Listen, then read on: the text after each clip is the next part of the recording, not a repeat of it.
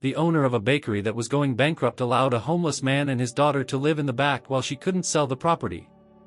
Days later, she entered without knocking and was horrified by what the man was doing. The flickering neon sign of Clark's Corner Bakery had once been a beacon of comfort on the quiet street corner in Portland, Oregon. Now, it hung crookedly above the door, one bulb shorting out every few seconds, as if gasping its final breath. Inside, the shelves stood bare. No scent of warm cinnamon rolls or fresh-baked sourdough lingered in the air. Just dust, stale flour, and a silence that felt heavier than bricks. Madison Clark stood behind the counter, her arms crossed tightly against her chest, surveying the place one last time.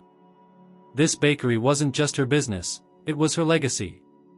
Her grandmother had opened it in the 1950s, with nothing but a recipe book and boundless hope.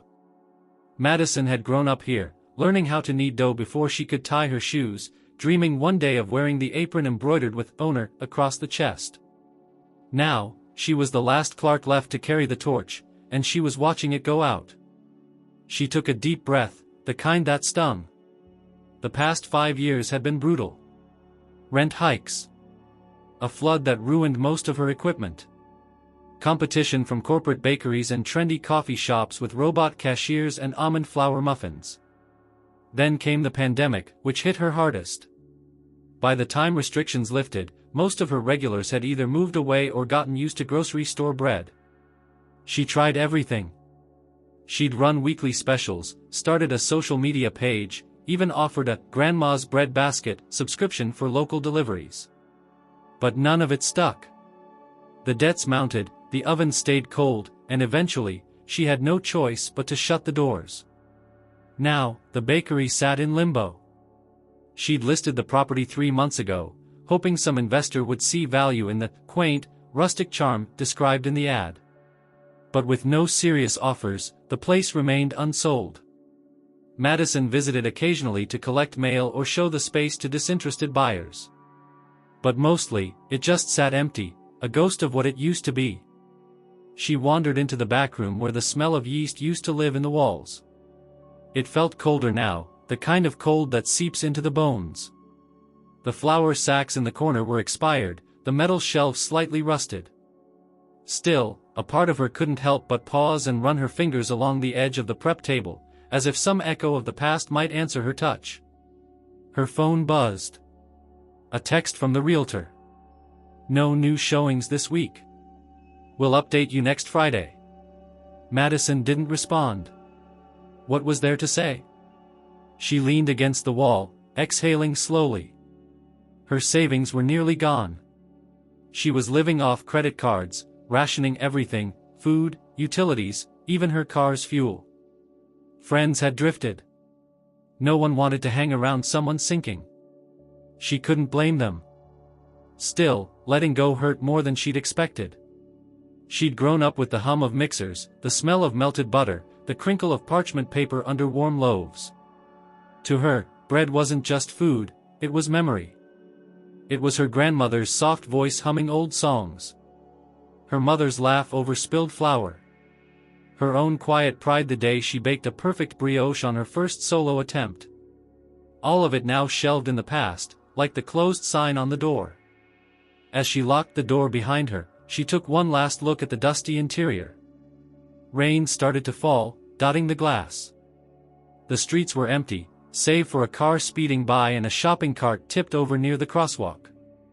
Madison pulled her coat tighter and walked away, not noticing the two figures huddled under the bakery's awning, sheltering from the rain. That night, at her apartment, she sat by the window with a cup of tea gone cold, staring at the darkness. She tried to remind herself that life moves on, that endings are just new beginnings. But her heart wasn't convinced. Not yet. She remembered something her grandmother once said while folding dough: the secret to a good rise is patience. Sometimes, it just needs a little warmth and time. At the time, it was about bread. But now, it felt like a whisper from the past. She didn't know it yet, but warmth and time were already waiting for her, just behind the bakery she was about to leave behind. The wind whipped through the narrow streets of Portland that night, carrying with it the chill of late autumn. Most storefronts were dark, the sidewalks glistening under the steady rain. Madison's bakery, long since shuttered, sat in silence, its windows streaked with water and its awning sagging slightly with age. Under that sagging canvas, two figures curled close together. The man, wrapped in an old military coat several sizes too big, kept his arms protectively around the small girl beside him. She was no older than 6 or 7, with thin braids and a face tucked deep into the folds of her father's jacket. Her name was Lily. And the man, though hunched and tired, was Marcus, a man whose life had, not long ago, looked very different. Marcus didn't speak. He watched the rain drip from the edge of the awning and tried not to shiver. He had learned to stay still, to conserve warmth and energy, especially on nights like this. Lily stirred beside him, coughing lightly. He held her closer. They'd been moving around for weeks now. Shelters were full, motels were impossible, and every day felt like a race against exhaustion. When he'd spotted the bakery earlier that evening, it had been by pure instinct. A small light had been on in the back room for a few minutes, and he'd seen a woman walk out, middle-aged, tired eyes, carrying a large keyring and moving like someone carrying too much weight on her back. He hadn't known who she was. But the awning offered cover, and for now, that was enough. But Lily was getting colder. He could feel it in her hands. Her thin hoodie had long since soaked through. The army coat helped, but only barely. He waited until her breathing slowed, signaling sleep. Then, standing up as carefully as he could, he pulled the coat tighter around her and stepped out into the rain, pacing briefly to shake off the numbness in his limbs. His boots, long past their prime, squished with water at every step. He debated. He'd broken promises to himself before, no begging, no trespassing, no asking for help. But this wasn't about him anymore. He looked back at Lily, curled under the awning, and the decision made itself. By some twist of luck, or maybe something deeper, he saw headlights slowing down the block. A familiar car pulling up to the bakery. Madison was back, parking at the curb, stepping out with a paper bag in one hand and a thick coat wrapped around her. She hadn't noticed him yet. Marcus took a breath and stepped forward. "Excuse me, ma'am," he called, voice steady but soft. Madison stopped mid-step. She turned sharply, eyes narrowing in immediate caution. Portland wasn't known for violent crime, but the hour, the rain, and the emptiness of the street set her on edge. "I'm not looking for trouble," Marcus said quickly, hands up. I just need to ask you something." Madison tightened her grip on the bag but didn't move. "I don't have any cash," she replied instinctively. "I'm not asking for money," he said. "I just need somewhere dry. Just for the night. Me and my daughter." Madison's gaze shifted past him, toward the awning, where Lily was just visible, small, still, and shivering. Something twisted in her chest. "How old is she?" she asked, her voice flat but not unkind. 7 in December, Marcus answered. "And you want to sleep inside the bakery?" "Not in the bakery. Just the back room. The storage area. Anywhere with a roof. We'd be gone by morning." Madison hesitated. Every logical thought screamed no. Liability, safety, trespassing, uncertainty. But something about Lily's stillness in the cold and Marcus's calm, respectful demeanor pressed against those instincts. She studied his face under the dim streetlight. Weathered, but not angry. Tired, but not defeated. "There's no heat back there," she said. "It's not comfortable. It's more than we have now." She stood in silence for another moment, the rain pattering around them. "Just for tonight," she said finally. "One night." Marcus nodded once, a movement sharp with relief. "Thank you." She turned to unlock the side door, the one that led through the alley into the bakery's back section. It hadn't been used much recently. The lock was stiff. She had to jiggle the key a few times before it clicked. "You'll need to keep to the storage area," she said, her voice firm. "Don't touch anything in the kitchen. There's nothing in there anyway." I understand. She pushed the door open and flicked the light on. The hallway smelled like old yeast and dust. She walked ahead to clear a path. The room had some old shelves, a broken stool, and a stack of flour bags near the wall.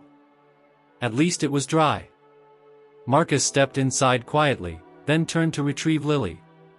He carried her in his arms like something fragile. Madison watched as he laid her gently on a pile of flattened cardboard boxes, removing his coat to drape over her. "She's asleep," he said. "She won't bother anything." Madison nodded. She was already regretting this, but also not. "I'll be back in the morning," she said. "Early. Please be gone before then." Marcus looked her in the eye. "Of course." She lingered a moment longer than she meant to, then turned and left, locking the door behind her. Back in her car, she sat with the engine running for a few minutes, staring at the darkened bakery. Her hands trembled slightly on the steering wheel. She wasn't sure why she'd said yes. But somehow, she also wasn't sure she could have said no. Inside the storage room, Marcus sat down against the wall beside his daughter. He listened to her breathing, steadier now, warmer. He closed his eyes for a moment and let the silence settle over him. It had been a long time since they'd had a roof without fear. He didn't know what tomorrow would bring. But for tonight, they were safe. And that, for now, was enough. Madison didn't sleep well. The decision to let a stranger, and his child, spend the night in her closed bakery churned in her thoughts like an unsettled storm. Even under the weight of blankets, her limbs felt cold, her mind restless. Questions kept her eyes open. What if he broke something? What if he wasn't who he seemed? What if something happened to the girl? By 5 o'clock in the morning, she gave up trying to rest.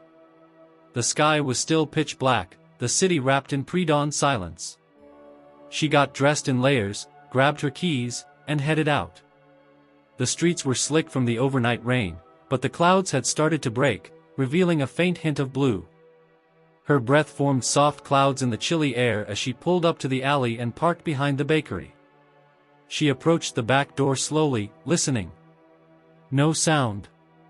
Part of her hoped they'd left already, that she wouldn't have to confront the awkwardness of it all. She unlocked the door and pushed it open with caution, half expecting to find the place in disarray. Instead, she stopped short. The back room looked different. The shelves had been rearranged slightly, pushed neatly against the wall. A large piece of cardboard had been folded into a makeshift mat, with Marcus's coat still laid on top. An old broom, one she hadn't touched in months, rested in the corner, and the floor looked recently swept. The stale scent of neglect had been replaced with something faintly warm, as if someone had simply lived there instead of merely hiding. But what caught her attention most were the voices, soft, echoing gently from the other side of the storage room door that led into the front of the bakery. Her heart jumped. That door was never supposed to be opened. She hadn't given him permission. Quietly, she stepped forward, her boots making no sound on the newly cleared floor. The door to the main kitchen was slightly ajar. From inside came the unmistakable sound of laughter, small, bright, and unmistakably that of a child. Madison's brow furrowed as she inched closer, placing her hand on the doorframe and pushing it open just enough to peer through.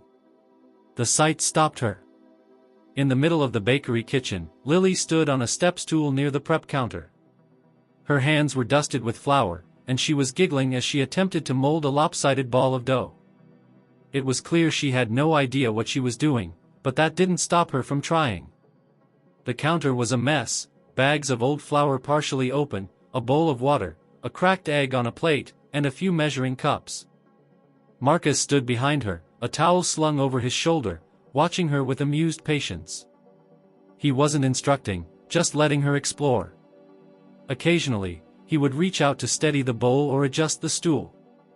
He looked tired, yes, but also more alive than Madison had seen him the night before. "You've got too much water in that," he said quietly. "I like it squishy," Lily replied, her hands plunging back into the dough. Marcus chuckled softly. "Squishy doesn't bake well, kiddo." Madison stepped fully into the room. Both of them froze. Lily dropped the dough. Marcus turned sharply, his face tightening with the realization of where they were and what they'd done. "I'm sorry," he said immediately, hands raised in surrender. "She woke up early. Said she was hungry. I didn't mean to let her in here, but—" "You weren't supposed to touch anything," Madison interrupted, her tone sharp but controlled. Her eyes moved from the mess on the counter to the wide-eyed girl. "This isn't a playground." Marcus looked down. "I understand. I'll clean it up. We'll leave right after." But Madison didn't move.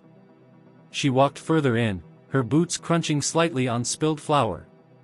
The place smelled faintly familiar: yeast, egg, sugar, though the ingredients were outdated and certainly not suitable for baking. Still, there was something odd about the scene. "You've been sweeping," she said suddenly, eyes moving to the cleaned floor and repositioned shelves. Marcus nodded. "Didn't feel right to leave it like it was."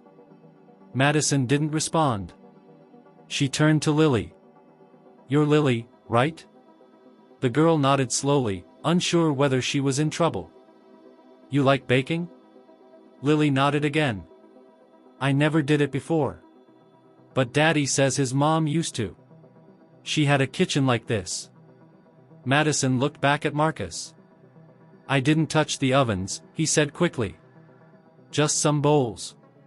She wanted to try. There was a long pause. Then Madison let out a sigh and stepped toward the mess. "These ingredients are useless. That flour's expired, and the eggs are months old." Lily's eyes widened, her hands dropping to her sides. "We didn't eat it," Marcus added. "Just playing." Madison pinched the bridge of her nose. It was too early for this. She hadn't had coffee. She hadn't expected to find her kitchen turned into a child's experiment. But more than frustration, she felt something else tugging at her. A memory. She remembered standing on a stool just like Lily, her grandmother guiding her hands as she rolled out cinnamon dough. The flour covering her arms. The warmth in the room. The feeling that she belonged somewhere. She looked at Lily, then at Marcus, and something in her defenses slipped. "I need to grab some documents from the office," she said finally. 15 minutes. After that, I want you both out." Marcus nodded again, quickly. "Yes, ma'am." Madison left them in the kitchen and walked down the hall to the small office she hadn't entered in weeks. It was dim and smelled like dry paper. She opened a cabinet and started flipping through folders. She didn't find the documents she was looking for. Instead, her hand brushed against something buried beneath a stack of unused envelopes. A leather-bound notebook, the cover faded and cracked with age.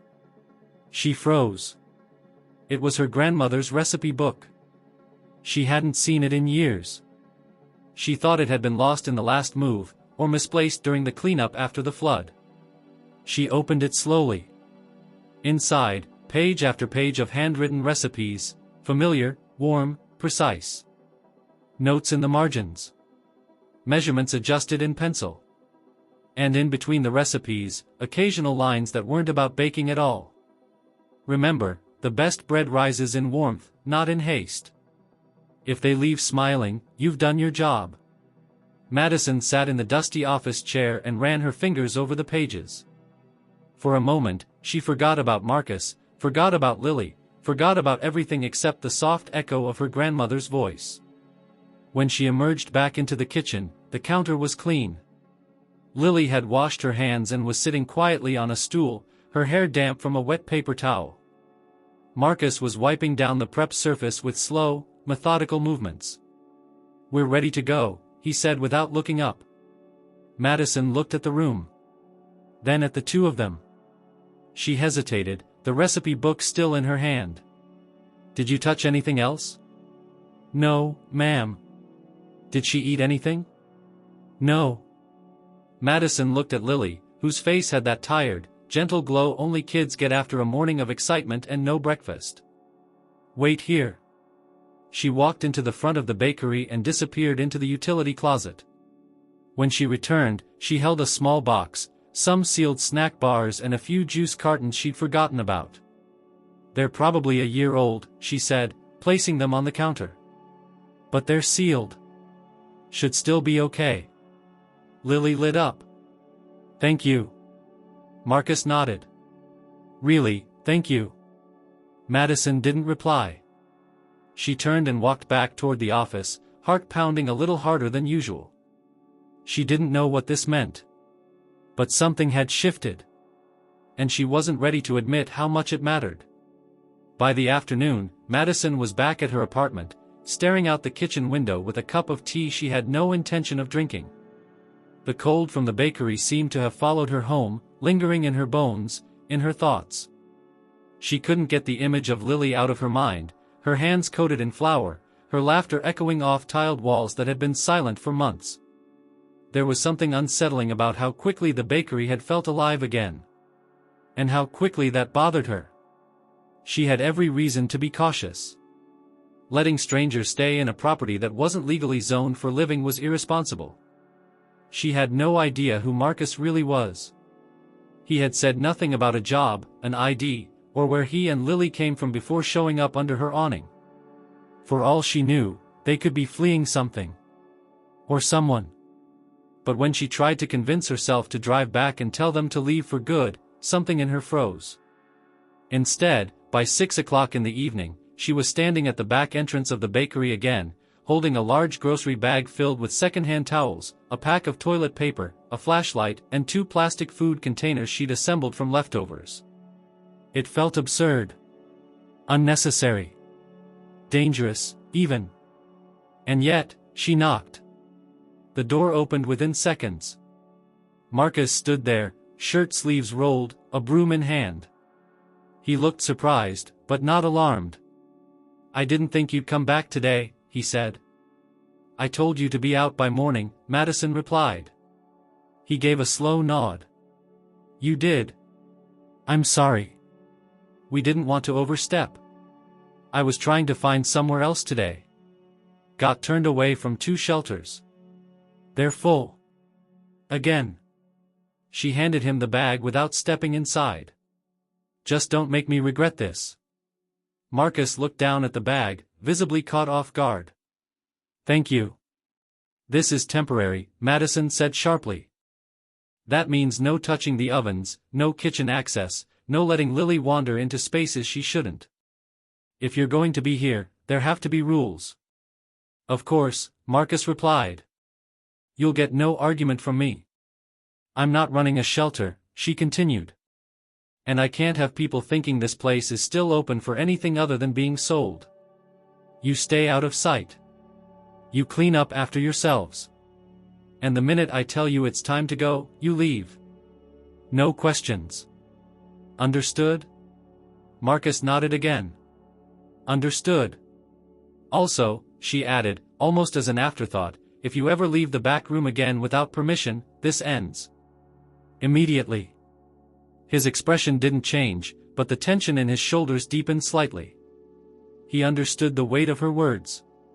"You have my word," he said quietly. From behind him, Lily appeared, clutching the edge of the doorframe with both hands. Her hair had been brushed. Her cheeks were pink from the cold, but she looked better than she had the day before, more awake, more curious.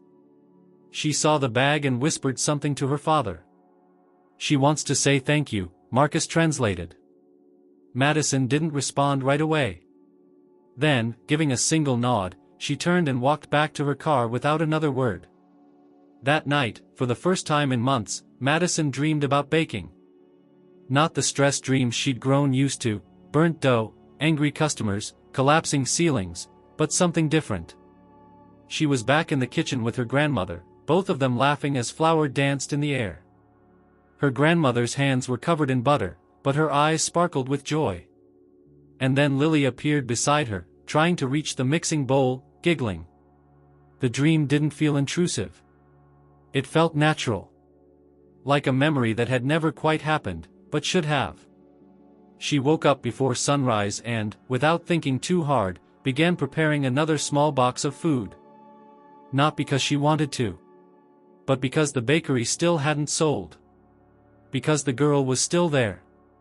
And because saying no to a hungry child felt more like cruelty than caution.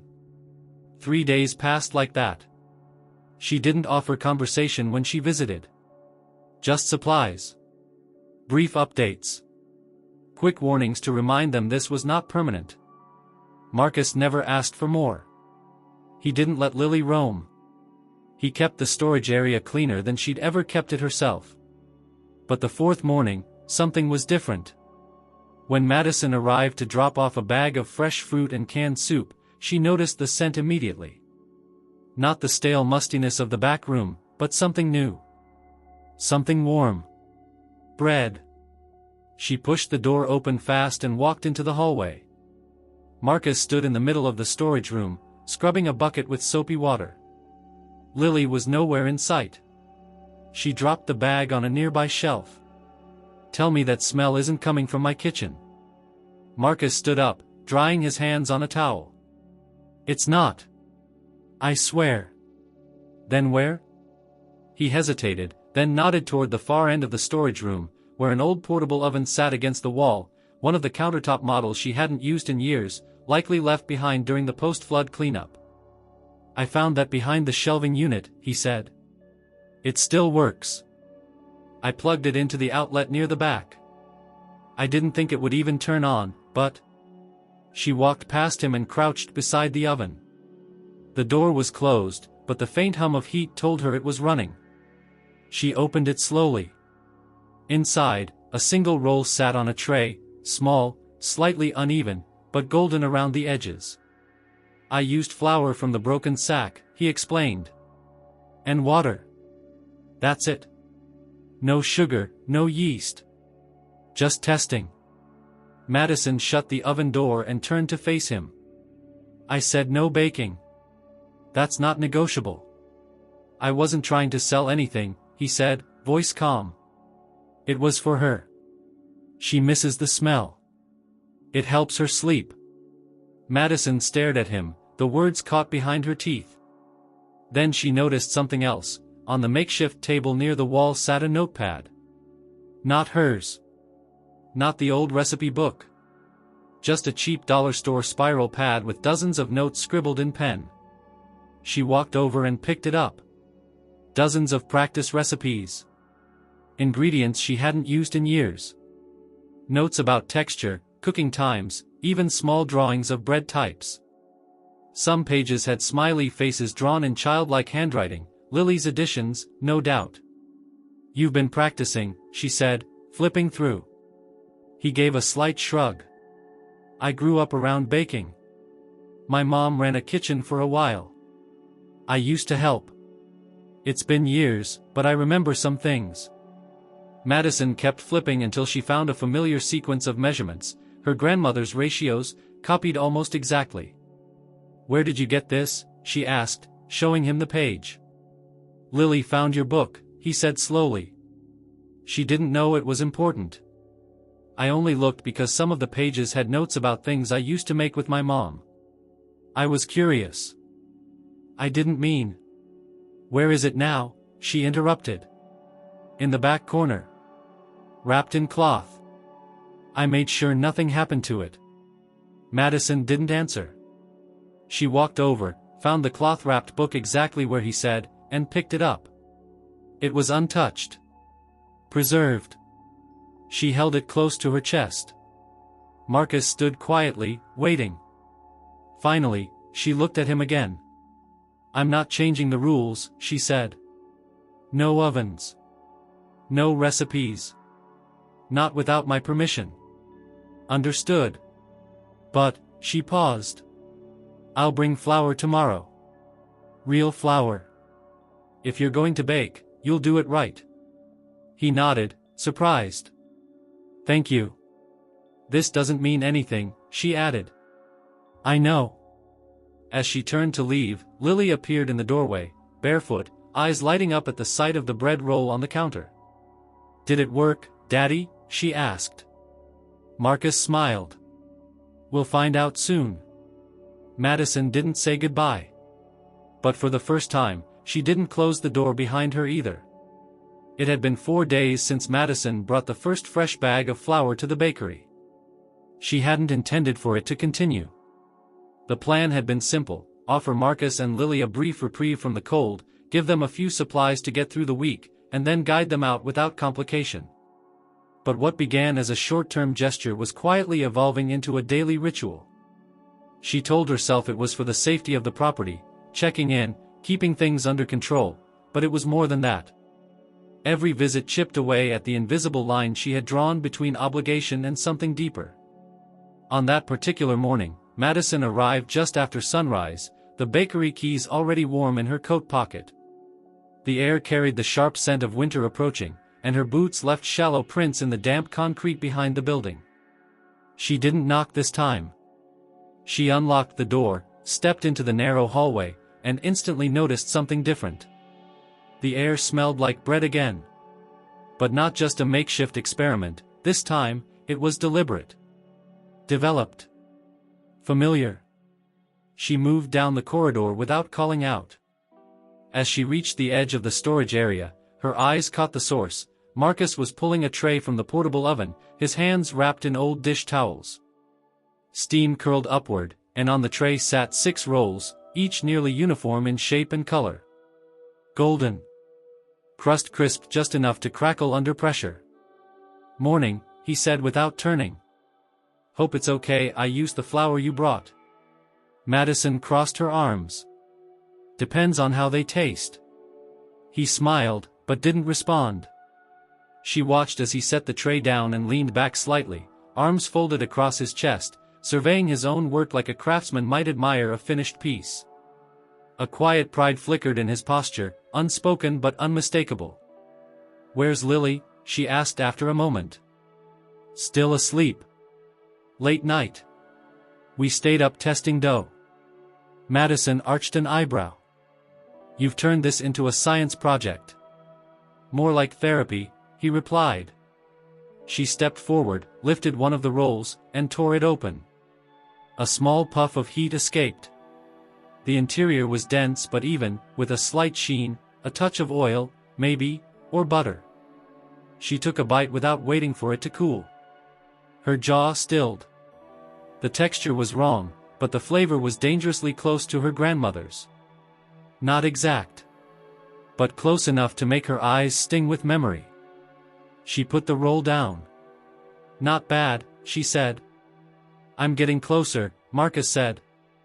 "Still working out the ratios. It's not just flour and water anymore. I found some powdered milk in the pantry cabinet. Don't worry, I checked the date."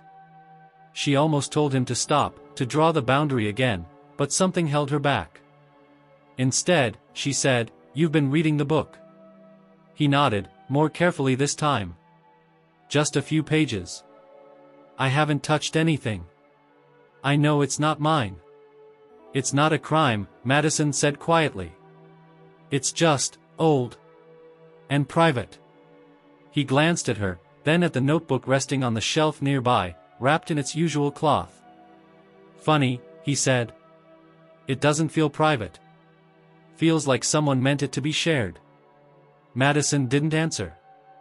She looked at the rolls again, then turned away and headed toward the office. Her original plan had been to check invoices left behind months ago, mostly for disposal purposes. But now, curiosity tugged her in another direction. The office was dim as always, the same stale paper scent in the air. But the corner cabinet near the floor, the one she hadn't touched in years, was calling to her. She crouched and opened it. Inside were several stacks of old logbooks, mostly financial records from her mother's time running the bakery. But beneath them, tucked between 2 dusty binders, was another notebook. Not leather-bound like her grandmother's. This one was larger, spiral-bound, its cover cracked with age. The pages inside were loose in some places, others glued down from water damage.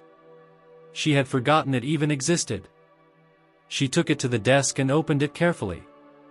This wasn't a recipe book. It was a record of ideas, half-thought plans, things her grandmother had scribbled during the bakery's first years.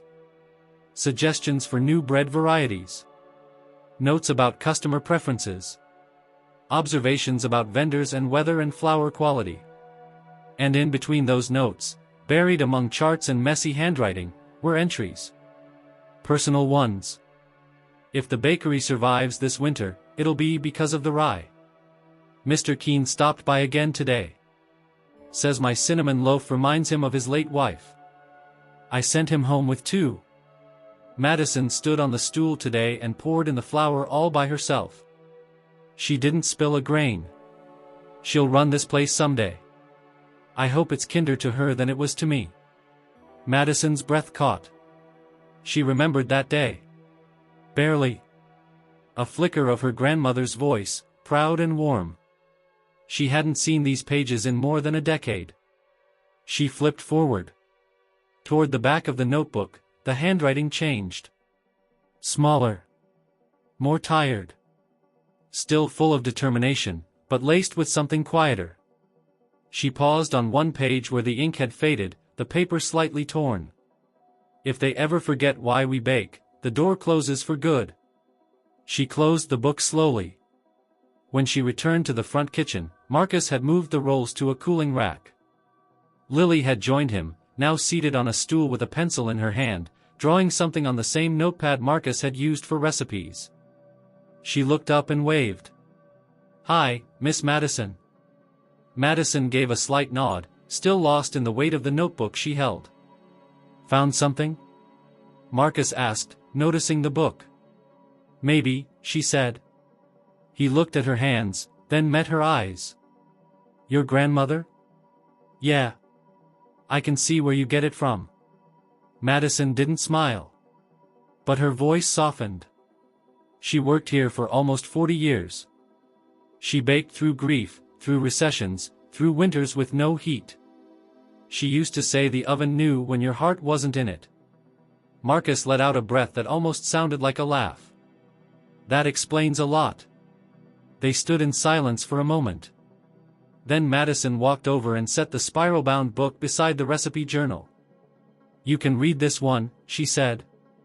"Carefully." Marcus blinked, surprised. "Are you sure?" "She wrote it for someone. Maybe it was supposed to be me. But maybe it was someone who needed it more." He didn't reply. He didn't have to. Madison glanced at Lily, who was now drawing a smiling loaf of bread with stick arms and legs. The picture said, "Second Chance Bread," in block letters above it. She turned back to Marcus. "I'm not promising anything," she said. "This is still temporary. But if you want to keep testing, we do it right. Clean. Safe. Controlled." He nodded. "Whatever you need." "And I'm not teaching," she added. "I'm not asking." "Good," she said. Then after a pause, "Bring me your best version tomorrow. No flour wasted. If it's good, we talk again." He smiled. "Deal." She left the bakery a few minutes later, recipe book in hand, notebook tucked under her arm. The door locked behind her with its usual click. The wind was colder now, but her hands felt warm. Something was shifting. Not fast. Not loud. But steady. And it had started with a notebook hidden behind years of dust. The week had taken on a rhythm that Madison never meant to create. Every morning, she would arrive at the bakery under the pretense of checking the property, making sure no new leaks had developed, no more roof tiles had slipped off in the wind, no signs of forced entry. In truth, her hand reached for the key with a strange mixture of caution and anticipation.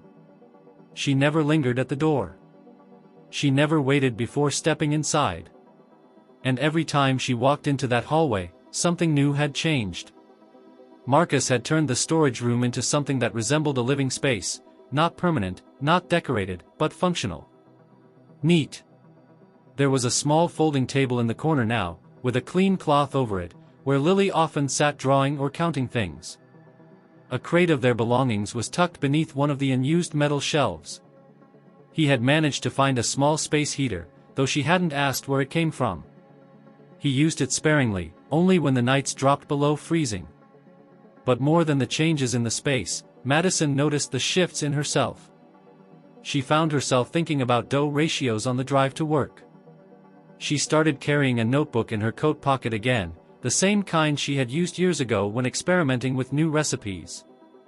Once, without meaning to, she corrected Marcus on the correct kneading time for a particular type of rye he was testing. He didn't argue, just nodded, adjusted, and tried again. And the results were showing. On Thursday morning, she found 3 loaves cooling on the rack. They were uneven in size but each had a crust that split slightly at the top, a sign of proper proofing. The smell was unmistakable, not generic bread, but the deep, rich scent of something intentional. Still, she kept her praise to herself. That morning, after checking the cooling loaves with a glance and offering only a quiet nod, Madison went straight to the office.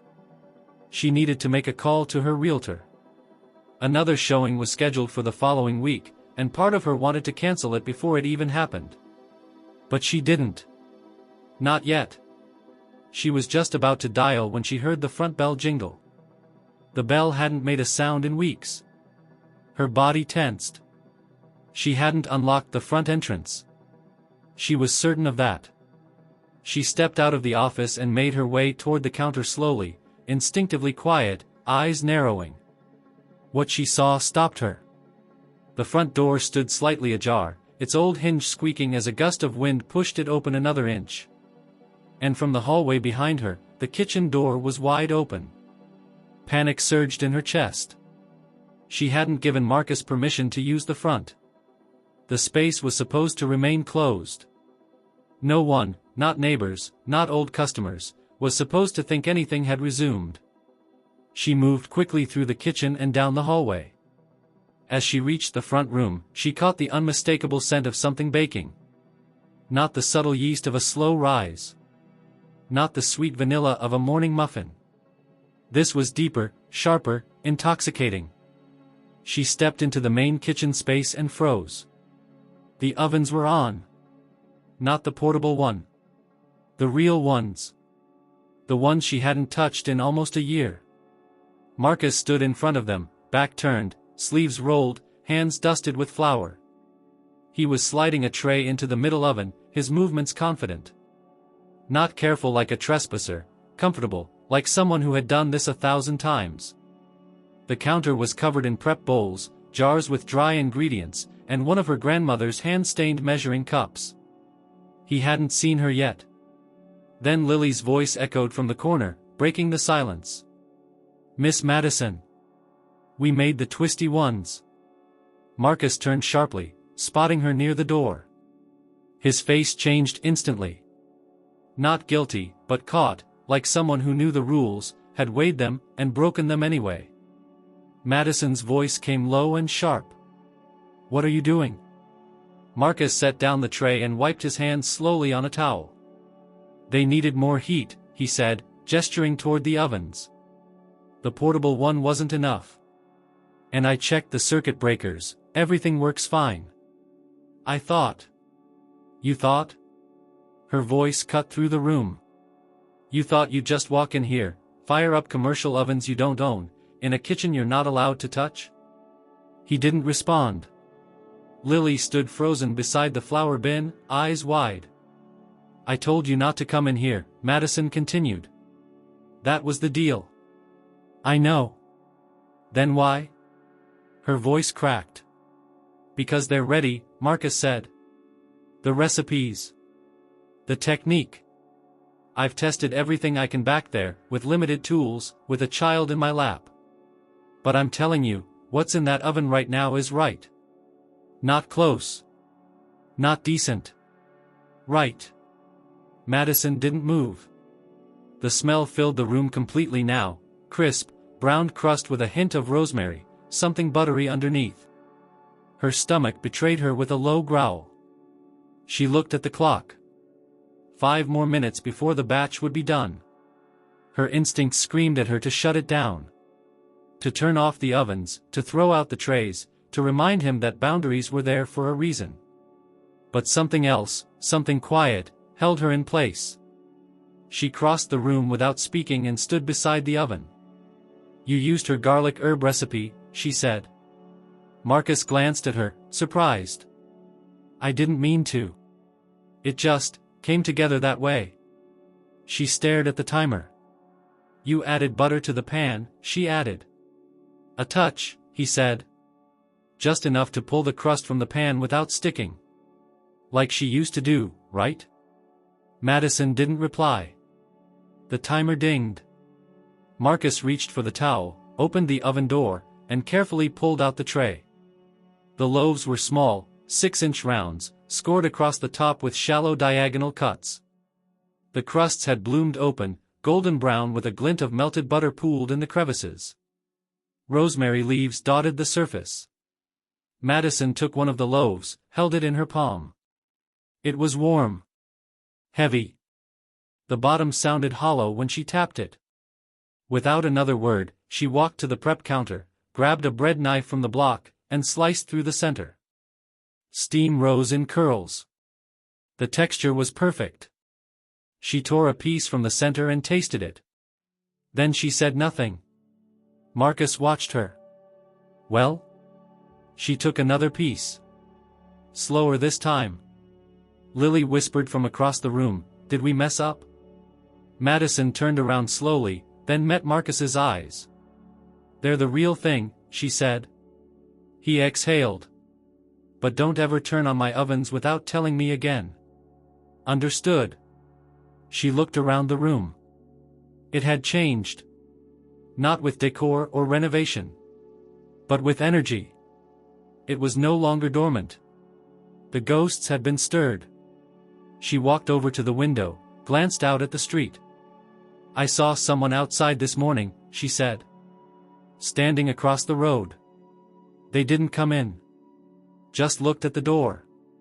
Probably smelled the bread, Marcus replied. Madison nodded. Probably. There was a pause. Then she turned back. If we're going to do this, she said, it has to be on my terms. I wouldn't expect anything else. She stepped toward the counter again. Clean the station. Store those properly. I'll be back in an hour. Marcus gave a short nod. Yes, ma'am. She headed toward the door, pausing just before the hallway. And Marcus? Yes? Make a second batch. We're not wasting a smell like that. The bakery felt different that afternoon. Madison had gone home after tasting the garlic rosemary loaves, but she hadn't stayed away for long. She paced her apartment for nearly an hour, trying to focus on work, emails, or the stack of bills she kept shuffling to the bottom of her table. But her mind circled back to one thing, the sound of the crust cracking as she sliced into that bread, the unmistakable texture, the explosion of flavor that hit her tongue like a memory too real to ignore. It wasn't nostalgia. It wasn't sentimentality. It was precision. And it rattled her more than she cared to admit. When she returned to the bakery later that day, she didn't announce herself. She walked straight through the side door, locked it behind her, and headed toward the kitchen. She could already hear Marcus's voice, soft and measured, coaching Lily through something, counting ingredients maybe, or reviewing steps. She paused in the hallway just long enough to hear the girl laugh before she turned the corner. They didn't see her at first. Lily stood at the far end of the counter, rolling dough into small knots with surprisingly focused concentration. Marcus hovered nearby, checking the alignment on a pan, gently correcting one of her folds. Too tight, he said. Let it breathe. Bread's like people, it needs space or it bursts. Lily looked up at him, puzzled. But I thought tighter makes it rise higher. Only if the dough agrees. If it doesn't, it'll fight back. That's when Madison spoke. Where did you learn that? Marcus turned around, startled. Lily froze mid-roll. I didn't hear you come in, he said, straightening. I asked you a question. He dusted his hands on his apron. My mom used to say that. She ran a diner down in Northern California. Not fancy, but she made everything from scratch. Used to wake me at 5 in the morning to proof dough and prep pies before school. And now you're here, Madison said flatly. In my bakery. Teaching your daughter how to bake like it belongs to you. Marcus's smile faded. I know what this looks like. No, I don't think you do. She stepped closer, her tone sharpening. You broke every condition I set. You took over my space. You've used my equipment. You opened the ovens without asking. And now you're walking around like you're the one in charge. I never meant to disrespect you, he replied, calm but firm. I was trying to help. Help, she scoffed. You were squatting. Playing baker while I was deciding whether or not to sell this place. You had no idea what this place means to me. Maybe not at first, Marcus said. But I do now. He took a slow step toward the center of the room, resting his hand lightly on the counter between them. I wasn't trying to replace you. I wasn't trying to take anything. But I couldn't ignore what was happening in this kitchen. You saw it too. The way the dough responded. The way the place started to breathe again. That wasn't me pretending. That was real. Madison shook her head. You used a recipe I couldn't even get right. You read through my grandmother's journal like it was your property. She was your blood, Marcus said gently. But her words? Those recipes? They belonged to more than just one person. She wrote them down because she wanted someone to carry them forward. Madison clenched her jaw. You don't know that. Don't I? He moved slowly to the side shelf, where the leather-bound book still rested in its cloth wrap. He didn't touch it. Just looked at it with the reverence of someone standing in a cathedral. I've read through pages that weren't just about ingredients, he said. She wrote about people. Customers. Strangers. She wrote about giving away loaves to those who couldn't pay, about how she believed food was a kind of love you could taste. That's what I've been trying to make here. Not a business. Not a career. Just something that reminds people they still matter. Madison's arms dropped to her sides. That's not your job, she said quietly. Marcus met her eyes.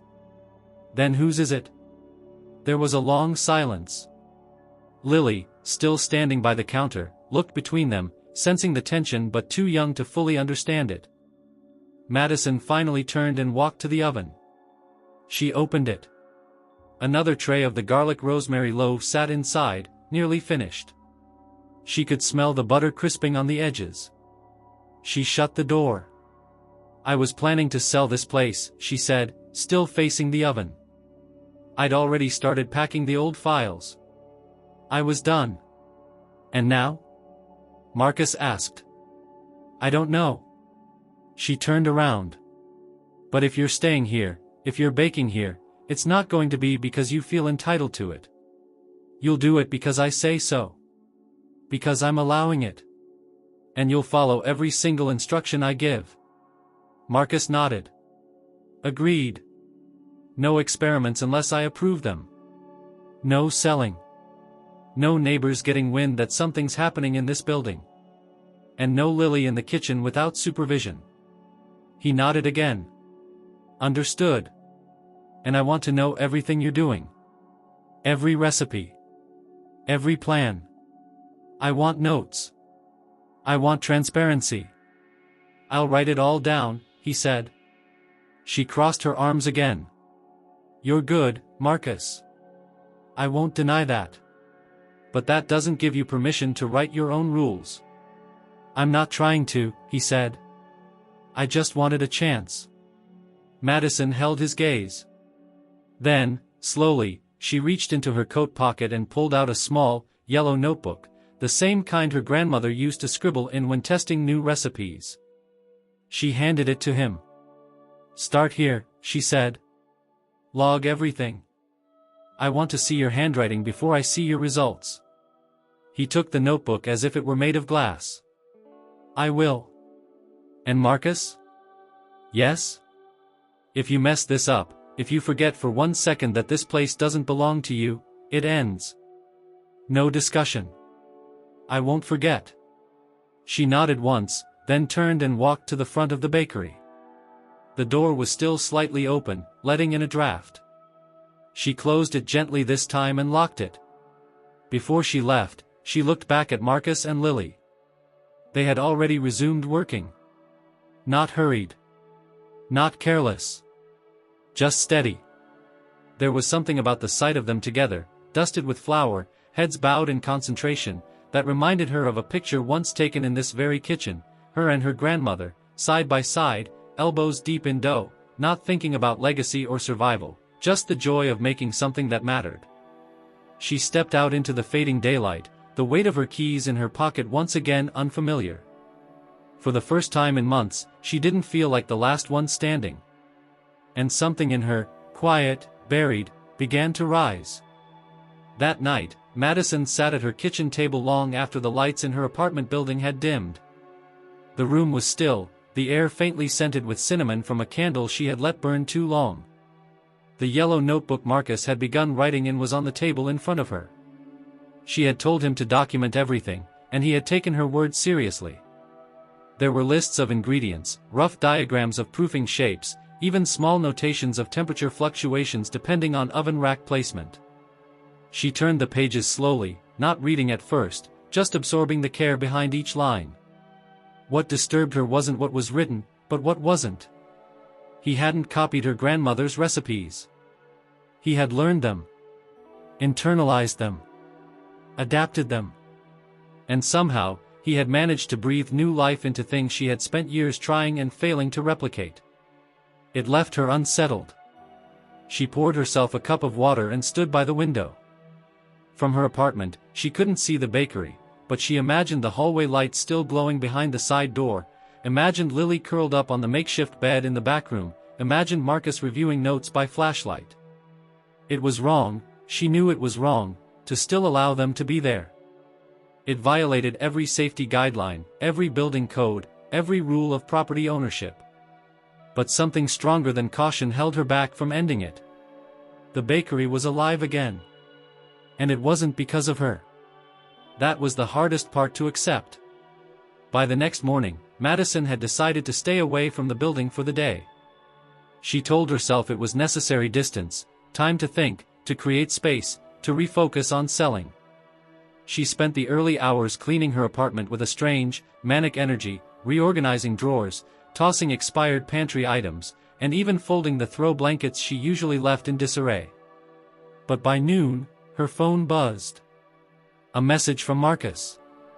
Trying a rye with clove like the notebook mentioned. Thought you might want to check. No rush. She didn't respond.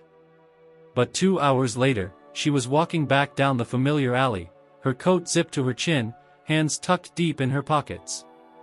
She told herself she was only stopping by to ensure the ovens hadn't exploded or the power hadn't shorted. When she stepped inside, the first thing she noticed was the music.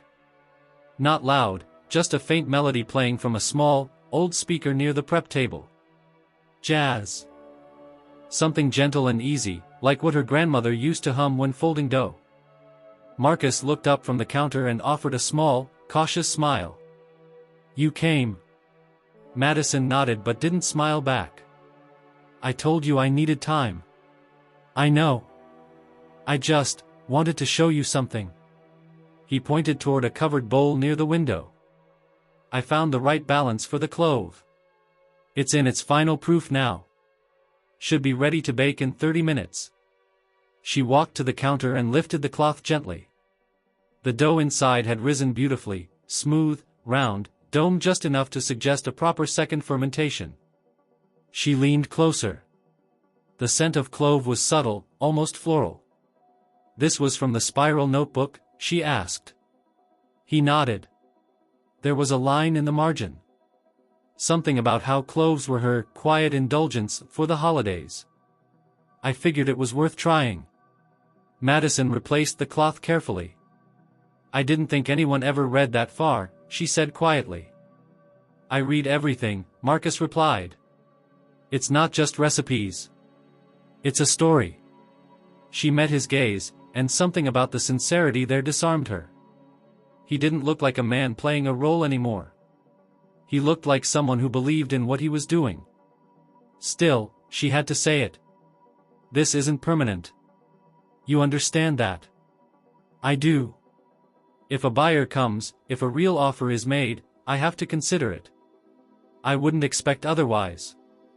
But, she hesitated, fingers drumming lightly on the edge of the counter.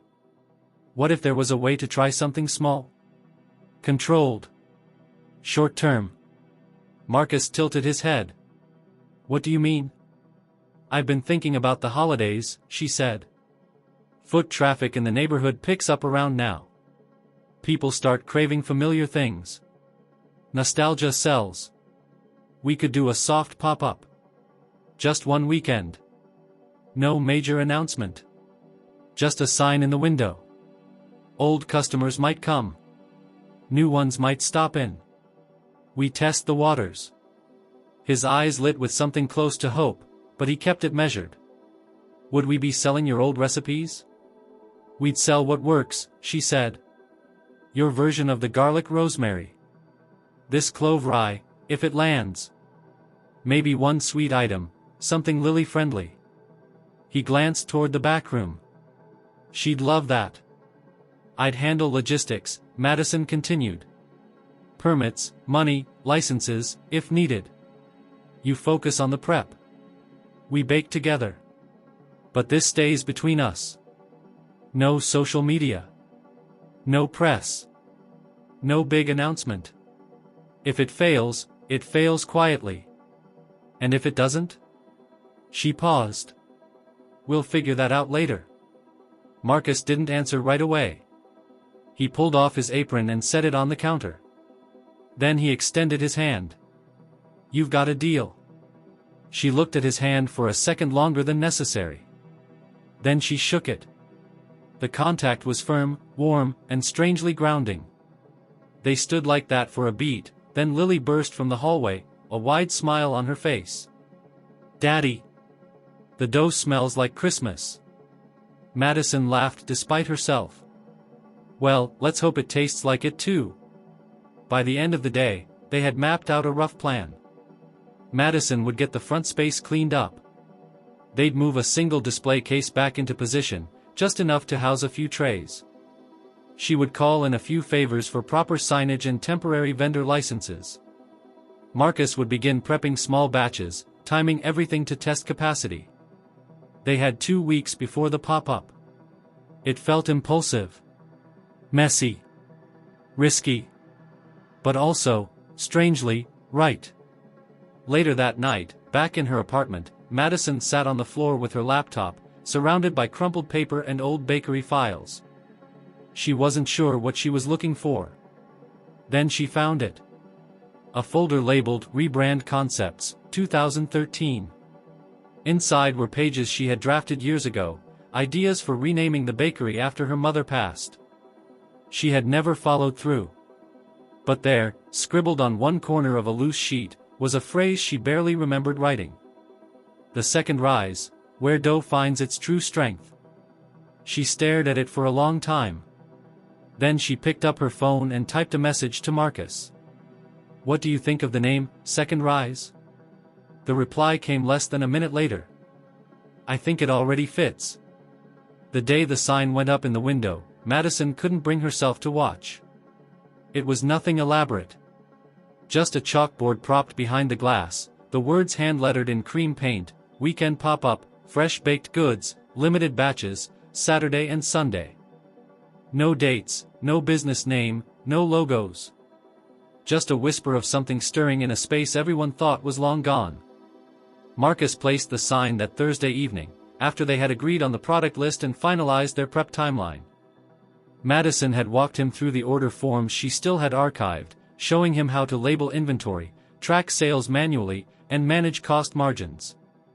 They had decided to keep it simple, 3 items, each one tied to a recipe that meant something. First, the garlic rosemary round, the accidental rediscovery that had reignited everything. Second, the clove rye, Marcus's tribute to the notebook's margin scribbles. And third, a cinnamon sugar braid, originally from Madison's childhood, but now refined by Lily's suggestion to add just a touch of orange zest to the filling. The decision to let Lily name the sweet bread had been unspoken and unanimous. They would call it Sunrise Loaf. Friday passed like a breath held too long. Madison didn't sleep that night. She replayed everything, what time they'd start the ovens, how much proofing margin they had, whether the signage was too vague or too hopeful. She even caught herself second-guessing the arrangement of the display trays. At 6 o'clock Saturday morning, the bakery lights came on for the first time in nearly a year. They worked quickly and quietly. Marcus handled the kneading while Madison monitored the ovens and portioned ingredients. Lily sat in the front with a sketch pad, making signs that said things like, "Try the twisty bread," and, "It's better warm." She wore an apron that nearly dragged on the floor and insisted on being the first to taste every batch. By 9 o'clock, the scent of bread had begun to creep into the street. And by 10, the first knock came. It wasn't a line. It wasn't a crowd. It was one woman. Late 40s. Thin scarf, long coat. She peered through the glass uncertainly, as if the sign might have been left by mistake. Madison opened the door a few inches, unsure of what to say. "I used to come here years ago," the woman said, her voice cautious. "I saw the sign. Are you really open?" Madison hesitated. "Just for the weekend." The woman smiled softly. "Do you still make that rosemary loaf?" Madison nodded once. "We do." By 10:15, 2 more customers had arrived, one of them a man in a delivery uniform who claimed he hadn't seen the bakery open since his college days. By 10:30, someone brought coffee from the cafe down the block and offered it as a "welcome back" gesture. At 11, Madison stepped outside to find 6 people waiting. No one was shouting or rushing. There were no viral posts, no curated Instagram moments. Just word of mouth. The scent. The memory. The return of something familiar. Inside, Marcus kept the ovens going. He moved with a quiet confidence now, his apron dusted in flour, his hair damp from the heat. Every few minutes, he checked the proofing trays and adjusted the baking times with precision. Lily stayed by the counter, offering paper napkins to anyone who looked unsure. More than once, her shy smile convinced someone to try the sunrise loaf. By noon, they had sold out the first batches. Madison stepped into the back hallway, leaned against the wall, and exhaled deeply.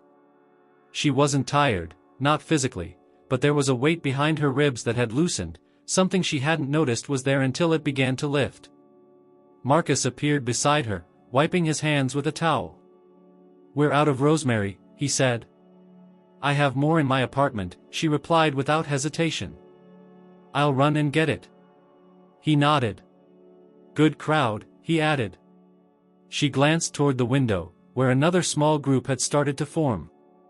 "More than I expected." "You know," Marcus said, lowering his voice, "people didn't come here today because of marketing or because we asked them to. They came because they remembered how it made them feel." Madison turned toward him. "And what if we can't keep up that feeling?"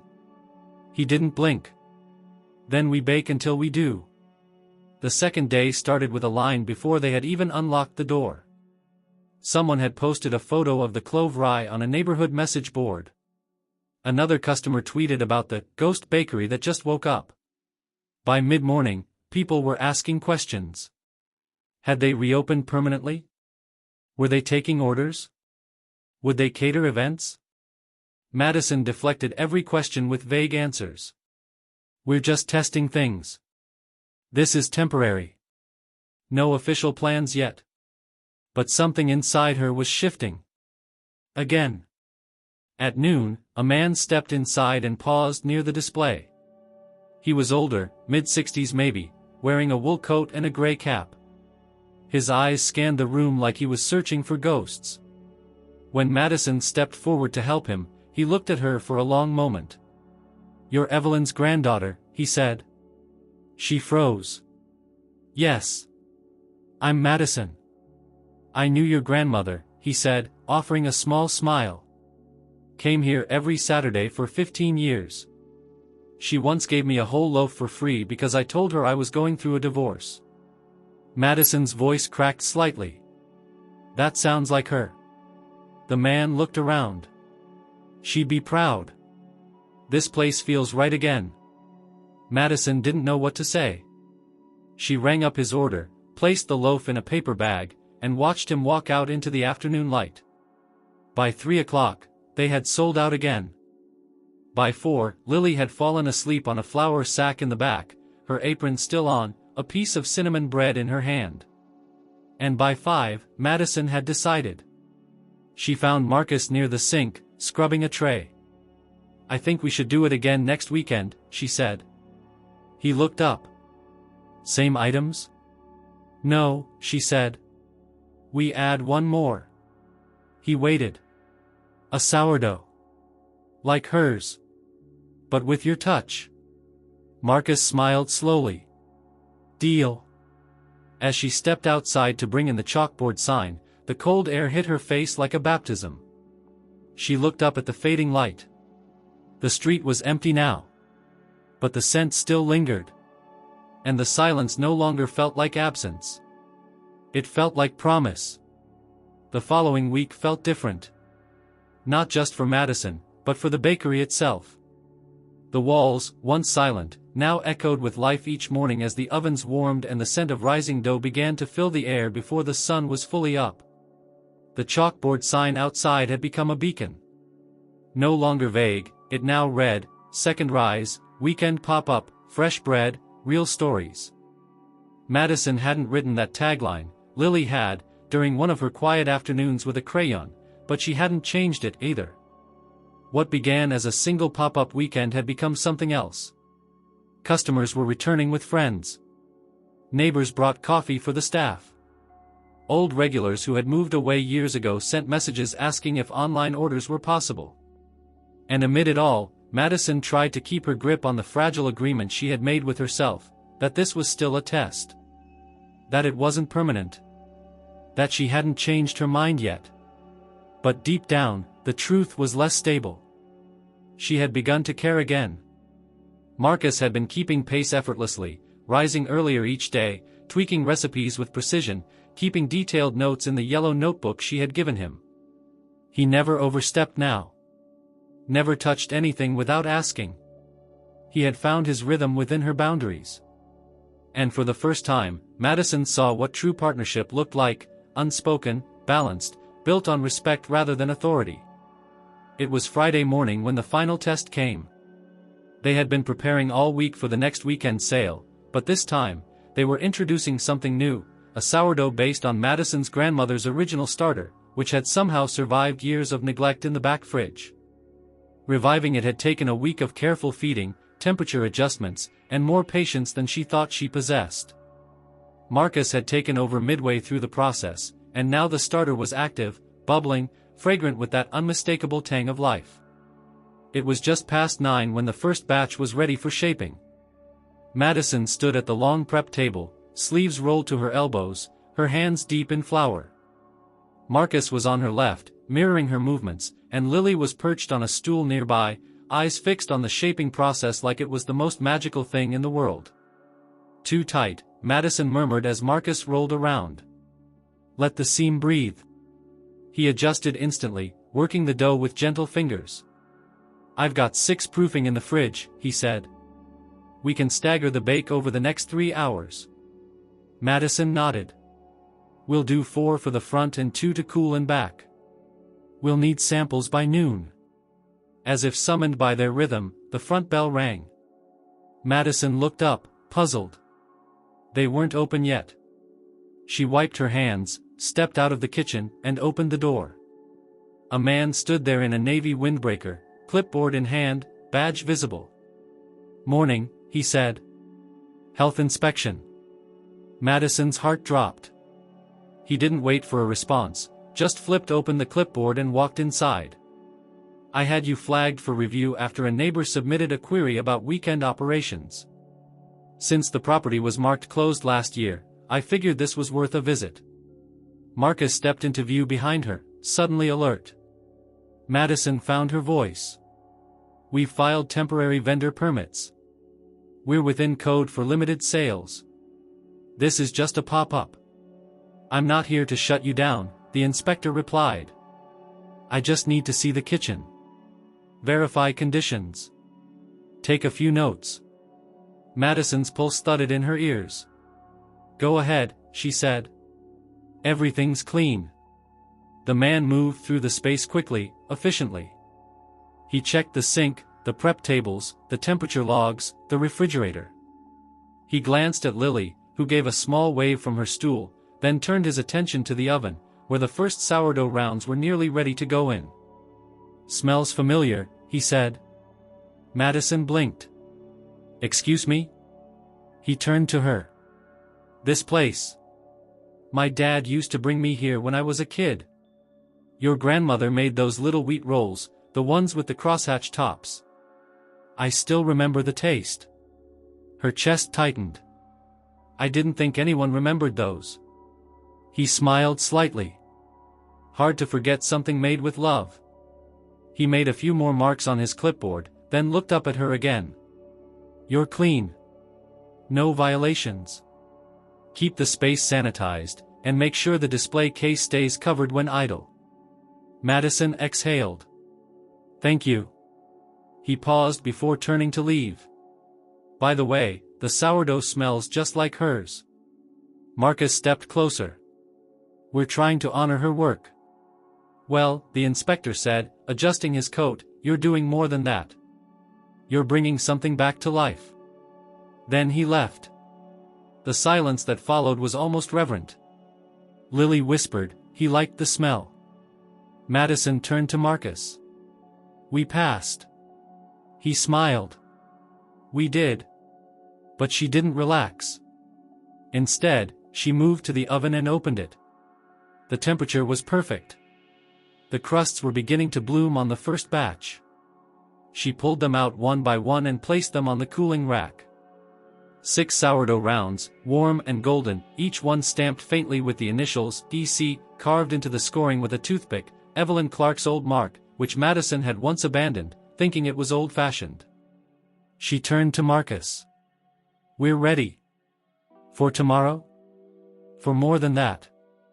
That night, Madison stayed behind after Lily fell asleep in the back. She and Marcus sat at the prep table with mugs of tea, going over receipts and projections.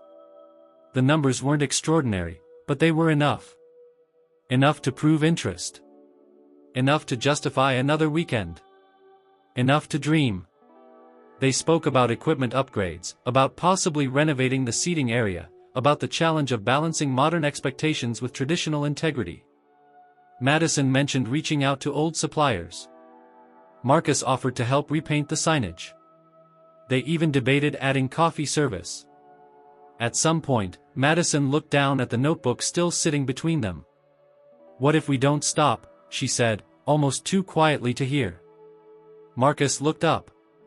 "What if we build something permanent?" she said again, her voice clearer now. "Something real." He didn't smile. Not at first. He just nodded. "Yes," he said. "Let's do that." Outside, the city moved on. Cars passed. Streetlights flickered. Leaves collected in the gutters. But inside the bakery, something had shifted. The final test had not been the inspector. It hadn't even been the sourdough. It had been Madison herself, finally stepping across the line she had drawn for too long. Finally choosing not survival, but return. Not escape, but rebirth. And like her grandmother once wrote in the margin of a long-forgotten recipe, the second rise is where the heart remembers why it beats. The following Monday began with a soft drizzle clinging to the city's windows, the kind of rain that didn't rush but lingered like memory. Madison arrived early at the bakery.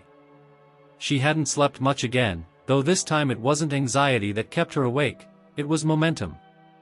Her mind had been running all night with possibilities, ideas for new signage, plans for expanding the bread menu, even the feasibility of turning the unused pantry into a real break room. She unlocked the side door, stepped into the now familiar rhythm of lights humming to life, ovens warming up, the scent of starter already working through the air like a promise. She found a fresh note on the counter in Marcus's handwriting. Started feeding the sourdough early. Lily's still asleep. Be back by 7. Left you some cinnamon braids to test.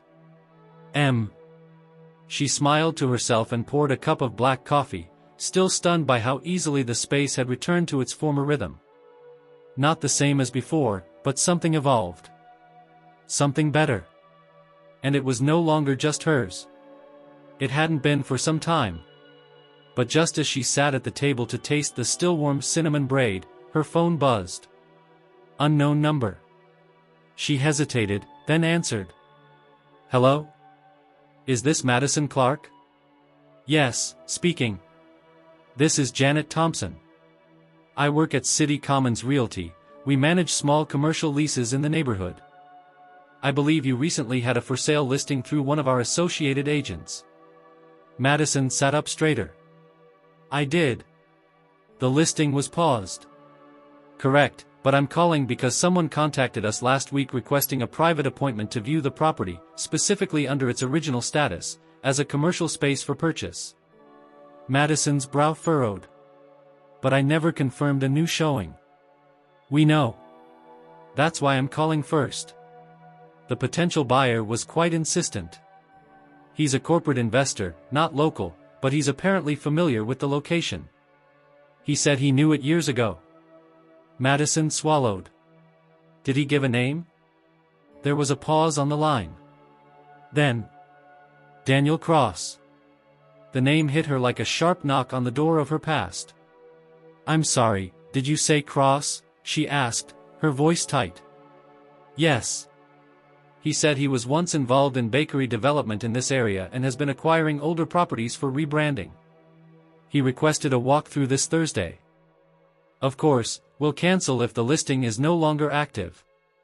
Madison stood slowly. The braid on her plate had gone cold. I'll get back to you, she said. Today. Very well. Just let us know before the end of business hours. The call ended. Madison remained standing in the middle of the kitchen, her hands clenched at her sides. Daniel Cross. She hadn't heard that name in nearly 10 years. He was a rising executive when she met him, a corporate bakery consultant who swept through small cities offering what he called modern solutions to outdated charm. They met at a trade show in Seattle. She was still trying to find her footing then, full of idealism and trust. He had seemed charming, knowledgeable, full of praise for her grandmother's methods. He had spoken of franchising, upgrading, scaling the soul of a brand without selling out its heart. She believed him. For almost a year, they worked together, developing branded packaging, updating menus, even discussing funding options. He promised investment. What he delivered instead was a campaign to slowly dismantle her grandmother's legacy and rebuild it in the image of trend-driven, flavorless efficiency. When Madison pushed back, he vanished, taking contacts, vendor relationships, and her confidence with him. That year marked the beginning of her slow downfall. She never recovered the trust. Never pursued partnership again. Until now. Now, with Marcus. With Lily. With a space that had healed in silence until it was ready to rise again. She sat back down, trying to collect herself. An hour later, Marcus returned with a small paper bag in one hand and a coffee cup in the other. He froze when he saw her expression. What happened? She didn't answer right away. Then, without looking at him, she said, Daniel Cross wants to buy the bakery. Marcus said nothing. She looked up. He's not just a buyer. He's the man who almost took this place from me once. Marcus sat down slowly across from her. Tell me. So she did. She told him about the promises, the slow unraveling, the way Cross had tried to convince her that tradition was only valuable if it could be packaged and sold in bulk. She told him how he backed out of their deal just as she'd put her savings into redesigns and digital branding he claimed would bring new customers. She told him how he left her without funding, and how she had spent the next 3 years trying to dig herself out of a hole he helped create. And then, quietly, she added, if he sees what this place is now, he'll want it. Not because he believes in it, but because he knows how to sell the idea of it. Marcus was quiet for a long time. Then he said, do you want to sell? No. Then don't. It's not that simple. Legally, I still have the property listed. And he's smart. he'll make an offer that looks impossible to refuse. Marcus leaned forward. Then refuse it anyway. She blinked at him. I mean it, he said. Don't hand him what we've rebuilt. This is more than just a bakery. You know it. I know it. And so does Lily. If you sell it to him, he'll strip it clean and leave the shell. She knew he was right.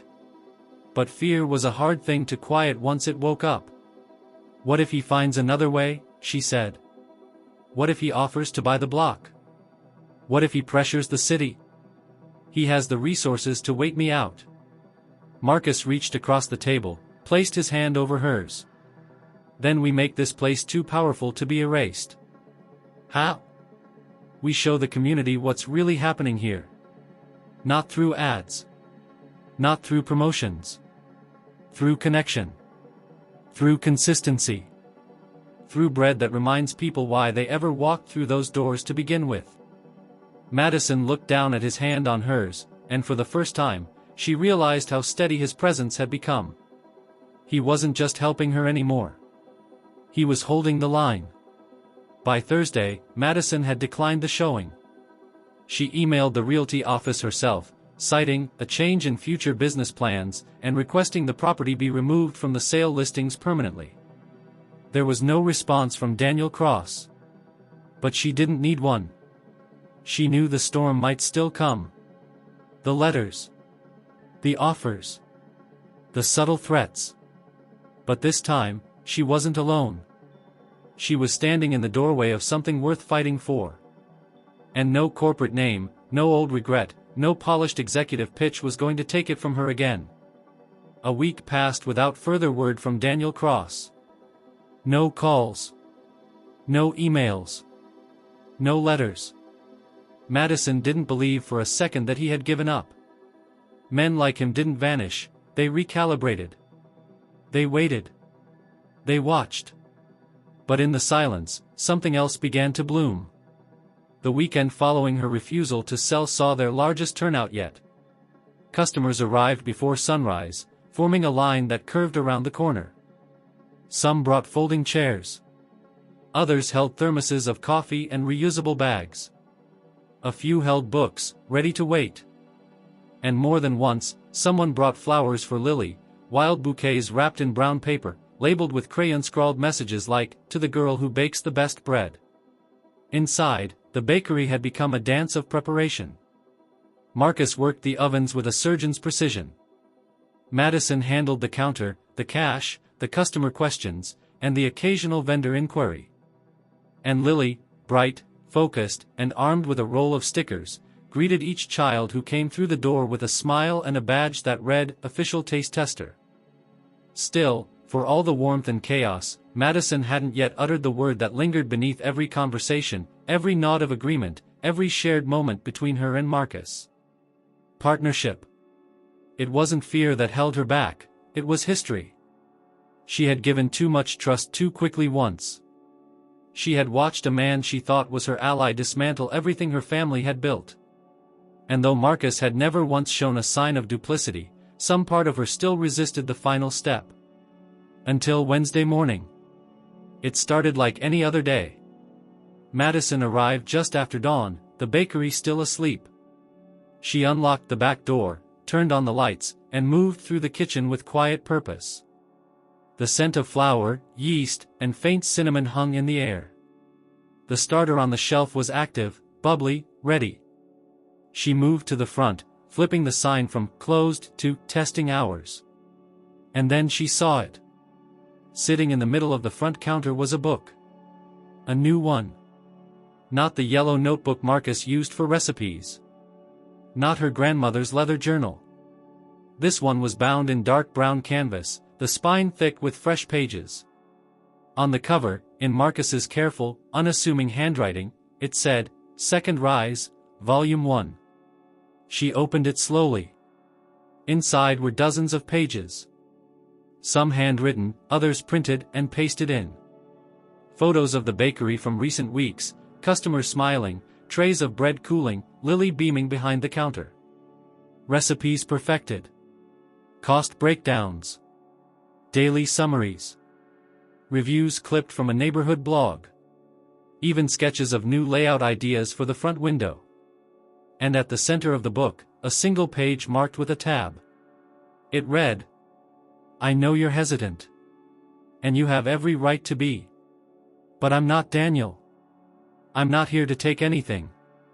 I'm here because something real is happening in this place, and I believe in it. I believe in you. This isn't a proposal in a legal sense. Not yet. It's a promise. I'm already invested, with my time, my labor, my daughter's trust, and my heart. But if you're willing, I'd like to make it official. Not just helper. Not just tenant. Not just the guy who knows how to shape bread. I'd like to become your partner. Fully. And together, we build this into what it was always meant to be." Madison closed the book. She stood in silence for nearly a minute. Then she walked to the kitchen. Marcus was already inside, his sleeves rolled up, wiping down the prep table. He turned when he heard her footsteps. "You saw it," he said simply. "I did." "Well?" Madison didn't answer right away. She moved to the cabinet, pulled down the mixing bowl, and set it on the counter. Then, still without looking at him, she said, "The name stays. The recipes stay. And the purpose stays.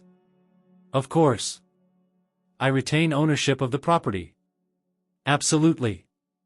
We make decisions together, but I have final say on expansions.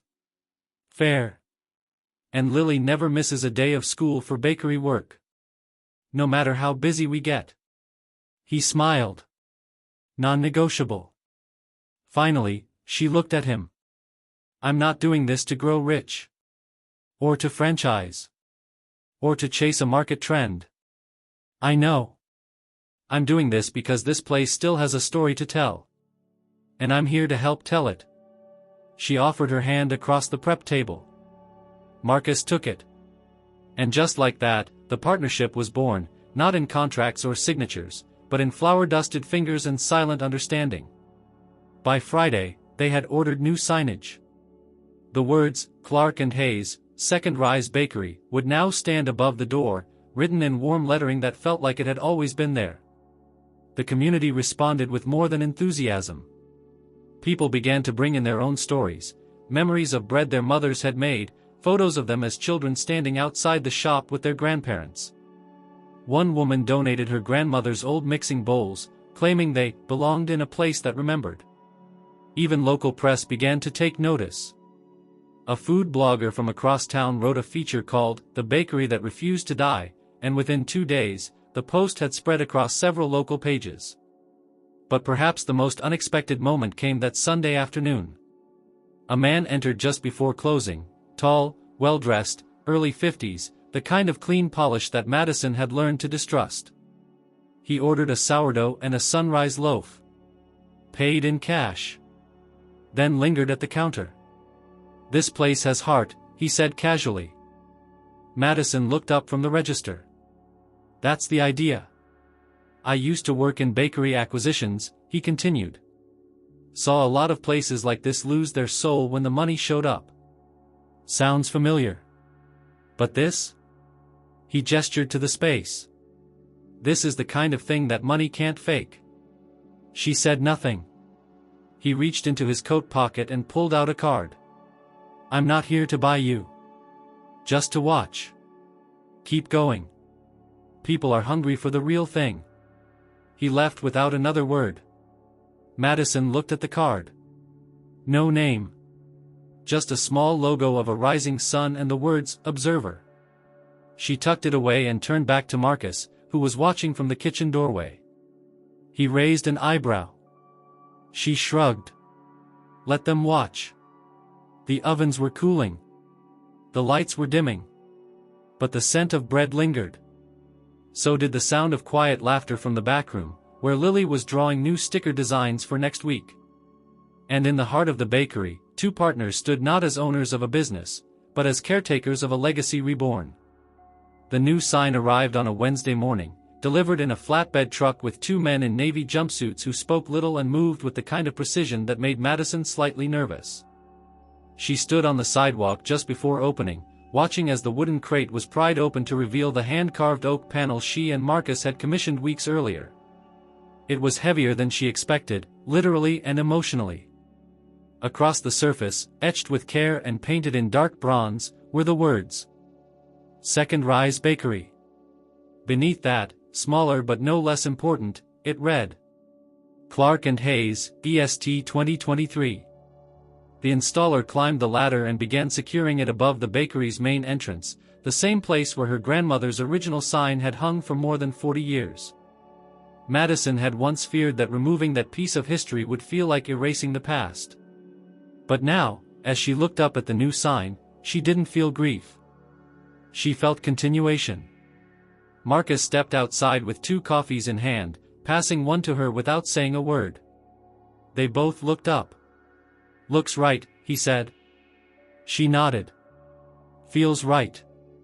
The morning crowd arrived slowly, unaware of the shift. Customers greeted Lily at the counter, now her unofficial kingdom, where she had organized a row of paper bags with little drawings on them. Some had suns, others had hearts, but all had been stamped with the bakery's new initials, SRB. By mid-morning, the regulars had noticed the sign. There were comments, questions, smiles. "I like the sound of that. Clark and Hayes has a nice rhythm. So, is it official now?" To that, Madison always answered the same way. "It's always been real. Now it just has a name." The rebrand didn't come with a grand opening or a press release. There were no balloons or countdowns, no digital ads or influencer collaborations. Instead, the bakery continued as it had over the past few weeks, open, warm, alive. The way it had always been meant to be. But change was happening quietly. A local journalist published a Sunday feature titled, "Second Rise, the bakery that brought back more than bread," detailing the story from near bankruptcy to community anchor. It focused on Madison's family history, Marcus's journey, and how a forgotten building became the heart of a small neighborhood again. The article mentioned Lily only briefly, but the photograph chosen for the piece was of her, seated at the counter, eyes wide, holding a braided loaf as big as her torso, beaming as if she had baked the world herself. It went viral in ways they hadn't anticipated. The following weekend, customers came from other parts of the city. Some brought cameras, others brought notebooks, some just stood outside and breathed in the scent before stepping inside. And more than once, people came not to eat, but to talk. To ask how they had done it. To ask how to begin again themselves.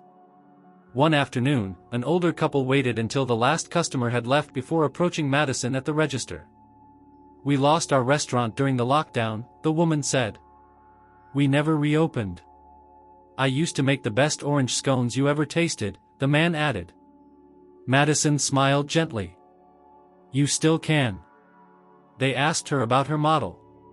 About the risks. About the name. "Why, Second Rise?" the woman finally asked. Madison thought for a moment. Then she gestured to the cooling rack behind her, where a fresh batch of sourdough loaves sat, each one scored with the same careful initials her grandmother had once used. "When you first mix dough, it rises," she said. "But then you punch it down, on purpose. You let the air out. Let it rest. Let it settle. And then, when it rises again, something changes. It becomes stronger. Softer. Fuller. That second rise? That's when it becomes bread." The couple said nothing. But they left with 2 loaves, a dozen questions, and a promise to return.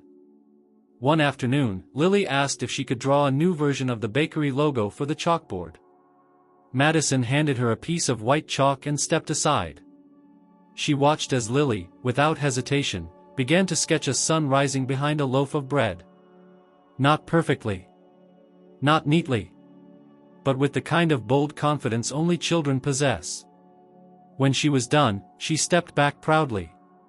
"What do you think?" she asked Marcus, who had come to stand beside her. "I think it says everything," he replied. Madison said nothing. But she didn't erase it either. In time, Second Rise became more than a bakery.